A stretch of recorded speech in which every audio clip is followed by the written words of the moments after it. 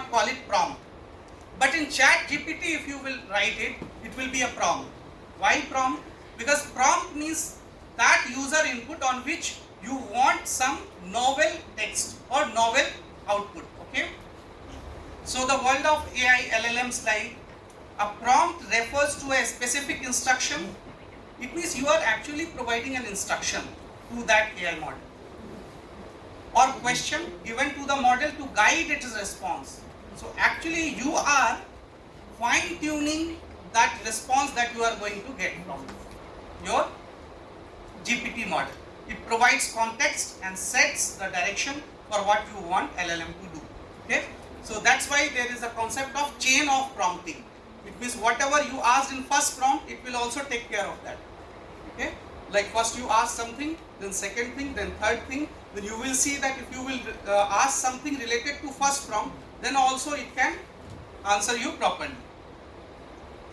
Then we have RLHF. RLHF means reinforcement learning through human feedback. For reinforcement learning, for this point of time, reinforcement learning means for any agent, if it is doing correct thing, it will be rewarded. If it is not correct, okay, then it will be penalized. Some penalty will be. So if in this mode, if you are doing something, if your model is working, it means it is following reinforcement learning. It is something like that. A teacher is instructing his students to write some poem, but the student is writing some story. So again he will tell, or he will penalize for that, or award some less marks for that. Then after that he will tell that write a poem, then a poem was short, so again penalize, then write a proper poem in 5 lines. Okay, then that proper poem, if student is writing, then she will get or he will get proper marks. Okay, so if in this mode, if your model is working, it means it is following reinforcement learning through human feedback. Through human feedback means whatever human feedback or the user of that model is providing. Like if there is some response to a prompt, you can fine tune that prompt. Fine tune that prompt means you can tell that no, I want to get a poem in 5 lines only, and it should use little bit easier words, okay, or some words from Greek poems. Okay, so this type of thing you can fine tune. So this depends on reinforcement learning through human feedback. So RLHF and GPT, transformer, all those things are base models or base concepts that you should know about generative AI models. So transformer model that I told you, that it will depend on feed forward, then self attention. I hope it will be visible to you. So self attention, proportional embedding, and that side is for encoding and second side is for decoding. Okay, so encoder decoder, complete model you want for your generative AI models. So in GPT attention, I told you already, GAN. So for example, if you have data of 10 students, like 10 students have performed or got 50% marks in first semester, then second semester or third semester, okay, like we have data of 50 students, okay, or for 100 students, okay. So what we have already in a data set, semester wise percentage. So student 1, semester 1, 50%, semester 2, 70%, semester 3, 40%. So this type of rows are there for 50 students. Okay, it is easy. You can create with the help of Excel. Okay. Now your teacher told, no, I want data for 100 students. So you will go to 100 students. You can create. No, we want to build an AI model that requires 10,000 student data. Now what you will do? You will try to crawl it on Kaggle and all those things for data set. Okay. But if you are not getting proper data set, using generative AI, okay, that is based on GAN. GAN means generative adversarial networks. Okay. You can generate 10,000, 20,000, 1 lakh students data. What you have to do, only you have to provide at least 20-50 students data, and it will create similar type of rows. Okay. So of generative artificial intelligence. And it is something like that. I will take the picture of any two person, okay, and I will provide it as input to a GAN. What it will do some modifications, okay, and it will produce a new picture. Are you getting my point? So that is based on generative adversarial network. So if you will go through the basic working of generative adversarial network, it contains three, you can say, main portions. Okay, first one is generator, second one is discriminator, and third one is adversarial objectives. Okay, so I will tell you with the help of this diagram. So these are input pictures that has been given to generator. Generator will do what? Do some modifications, okay, to make it a fake or a new, okay, image. So what is inputted, that was real, and what has been generated, that is fake. It means it is not real. Are you getting my point? So that is a real picture. Generator will do some modifications and it will be fake. So what discriminator will do, okay, discriminator will do, it will discriminate that it is real or fake, okay, and if it is fake and discriminator already identify it is fake, then generator will again do some modifications and provide that fake to discriminator. Discriminator will again tell that it is fake, okay. If it is able to identify, then it will be again changing, okay, in loop. Whenever that is a fake image and discriminator is not able to identify that it is fake, okay, actually it was fake but discriminator is telling that it is real, okay, then it will tell that it is the new data set. Are you getting my point or not? Okay. So in this way your GAN will work, that generator will generate a new image that we call in general fake image, we can say, or a new image, okay, with the help of some original image. Discriminator will identify that it is real or fake. If it is already fake, discriminator telling fake, then it will again improvise, it will again change that. And whenever that image is fake and discriminator is telling that it is real, it means it is not able to identify that it is fake, then that image will be passed and that will be the new image. Are you getting my point? So in this way GAN produce new images, new content, whether it is text or image or video. Okay, so that is the base concept of deep fake, that you are not able to identify that it is doctored video, doctored image, edited image or not. Are you getting my point? So this type of, there was one more term, adversarial objective. Adversarial objective means whatever you will tell, I will verify, I will check. Then again you will do some modifications, then I will again check. It means we are adverse to each other and we are competing with each other. Whenever you will win, then we will say that yes, that GAN has passed this image, it is a new data set. Are you getting my point? So this generator, discriminator and this adversarial objective also you have to implement in your GAN models. So with the help of this, we can generate new images, new videos, okay, and we can say that that will lead to the issue of deepfake also. But for research projects, you can do for generating new data, synthesized data. Next is retrieval augmented generation.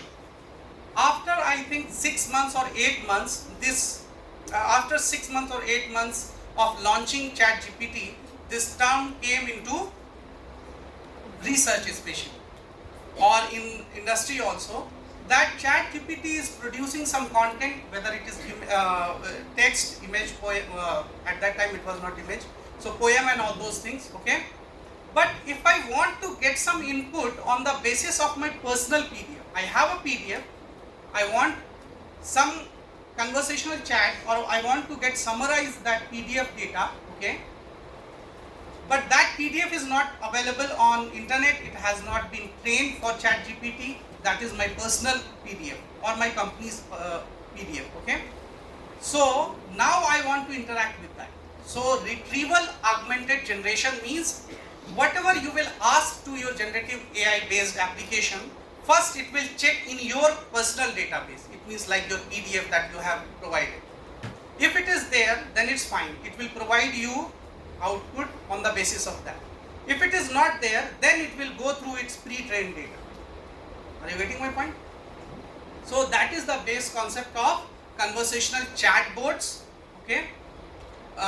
Nowadays companies are using, organizations are using that. If it is available in their database or in their PDFs, okay, then it will be provided from there. Like we have data of all the students who are enrolled in Sophia Girls College. So if the user is asking something about any student, so first it will check in that database. If it is not available there, then it will go for the pre-trained data that is already has been used for training that generative AI model. If it is ChatGPT, then ChatGPT. So if you will ask something about Sophia Girls College in ChatGPT, of course you will get some data. But if there is any event happen, okay, that was not used to train that thing, or that is not on internet, it means it has not been used to train that ChatGPT. So you will not get proper output for that. Okay, in that case you have to provide that output. Okay, so for that in general we can do some hands-on. So for hands-on I will tell you, I hope all of you know that what is OpenAI. Can anyone tell me what is OpenAI? Of course, OpenAI is the organization, okay, which has developed GPT-based applications like ChatGPT and all those things. But here we are talking, OpenAI is a Python library also, okay, and using this library you can use all the things, okay, in your conversational prompts and all those things if you want to inculcate in your app. So for that you want OpenAI API. Can anyone tell me what is API? API? So API interface होता है तो support करता है basically. Yes, it is something like that a waiter in a restaurant, whatever you will order, it will go to the kitchen and chef just convey that. Whenever it is prepared, it will be served to your table. Okay? So API is just like a waiter. Whatever you will program to do it, it will go to the server of that website or that organization. It will fetch that data. It will provide you only that. You have ordered coffee, it will provide you coffee for waiter. Okay? So same procedure, or we can say same working is there for an API. If you want to get some information from the servers of or from the database of some organization, some portal, then you have to connect it through API. Okay? So OpenAI is API also, and OpenAI is library also in Python. So OpenAI provides an API that allows developers to access powerful natural language processing models using GPT. Okay, so whatever you can do with the help of GPT, if you want to include in your apps, in your programs, that you can do. Okay. So first of all, how you can create your OpenAI API? For that you have to go to OpenAI's website. You have to log in, of course. After that you have to go to that button for create API. Okay, then it will ask to give it a name like key 1, key 2, whatever you have given. That will be saved. You have to copy that, and that key you can use as your API key in your programs. Okay. So anyone have used API, OpenAI API key have generated through your OpenAI? So just let me OpenAI API key. Okay. So OpenAI you have to go.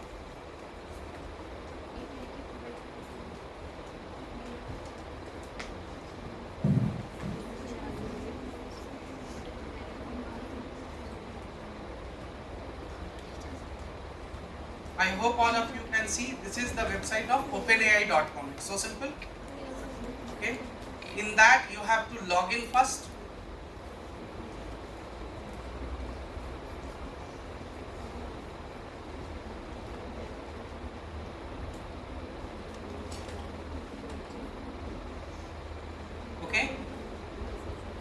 First you have to log in. I am already logged in actually. So in that API you have to click. I hope you are getting my points. And in menus you have to go to API keys here. Okay. In API keys, whenever you will click, it will ask to create new secret key. I hope you are getting the sequence that where you have to click. Just you can do it easily. It's not too much difficult. So create new secret key. So it will tell you to name that key. Okay, that key will be provided with the help of that name. So like key 10.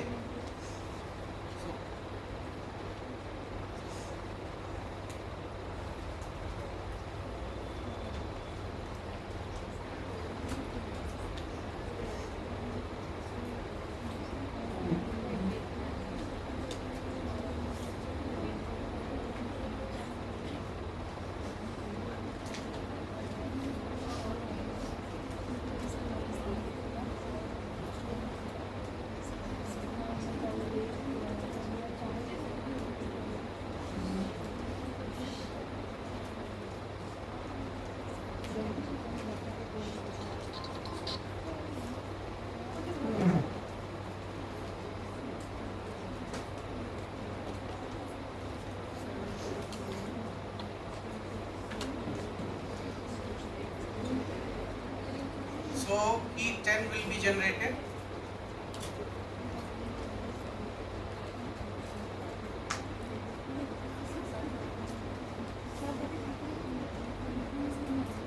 So from here it will be so easy. That key you have to copy, okay, and you have to save it somewhere. That key you have to copy and save it somewhere.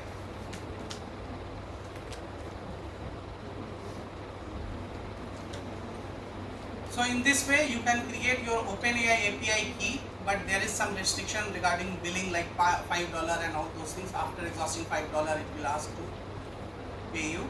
All those things you have to take care. So next we will come after creating that OpenAI key, LangChain. So LangChain is open source framework. Whenever you want to build some LLM based application, you want to use like ChatGPT, GPT models, prompts in your application. Okay, like you want to build a conversational chatbot for Sophia Girls College, and you want that ChatGPT will be associated with your conversational chatbot. Okay, then LangChain you can use as an open source framework. So I will tell you.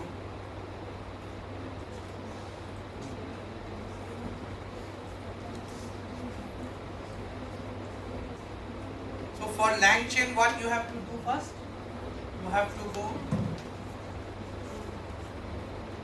and you have to write, because LangChain OpenAI, that library you have to install first. Module you have to install first. So pip install you have to use, pip install LangChain OpenAI. Okay. So I am just telling you the sequence of code. I will share this collab file with all of you, or to ma'am. She will share to all the students. Okay. Then after installing that library, you have to use this OpenAI API key is equal to this. So that key you have to provide here. Whatever key you generated in OpenAI, that key you have to copy here. Are you getting my point? That's why I told that key whenever you generate, you just cut paste or copy paste and save somewhere, because again and again you have to use that. Then from LangChain OpenAI, import chat OpenAI. So chat OpenAI library we will use, and we will write LLM is equal to chat OpenAI. It means LLM will be our own LLM variable, we can see. Okay. Then from LangChain OpenAI, import chat OpenAI, and then again you have to provide this key, and simple command is there, llm.invoke. Invoke means just you are providing your input, like in ChatGPT you are writing your prompt. Okay. Invoke means it will invoke that ChatGPT's OpenAI. Okay, and this will be treated as your prompt.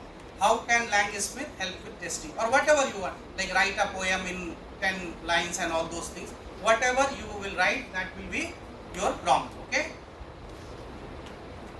Then from LangChain core prompts, import chat prompt template. So if you are using some prompt template means you are going to fix the some like role. It will act as okay, and what will be the user, what will be the input, sequence of input, all those things you can fix. It means simply you are fixing the format of your prompt, Even in ChatGPT we can say that act as my professor and write this assignment. Okay, so it will write whatever professors like. Okay, so you can set your prompts also. So you can do all those things. And chain is equal to prompt slash LLM. It means if you want to provide more than one prompts, then you have to use this LangChain. Okay, so the chain component of LangChain. Because in general conversational chatbot, we in general don't provide only one query. Okay, it will be multiple queries. That's why you need LangChain. LangChain means a chain of prompts it will be able to handle. So like first I will ask about where is Sophia Girls College. Then second question, BCA is available there or not. Okay, how many professors are there? Okay, how many students are there? So this chain will be handled, and then I will not write about Sophia Girls College. First I will ask what? Where is Sophia Girls College? Second is how many professors are there? It will automatically connect that if you will use this chain component of LangChain, that it is asking about Sophia Girls College. Okay, so this type of things if you want to build in your conversational chatbot, then you can use. I will share this library, but you have to use your key. I will of course remove my key from here. Then in OpenAI, that's fine. Next we will go to, so this type of LangChain you can use to create this type of chatbot. Okay. Next we will come to Gemini.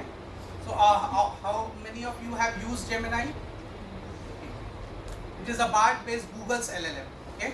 Like OpenAI has developed ChatGPT, so Google was just thinking that now what we have to do something, we have to come into LLM and all those things. It was a huge pressure on Sundar Pichai also. Okay.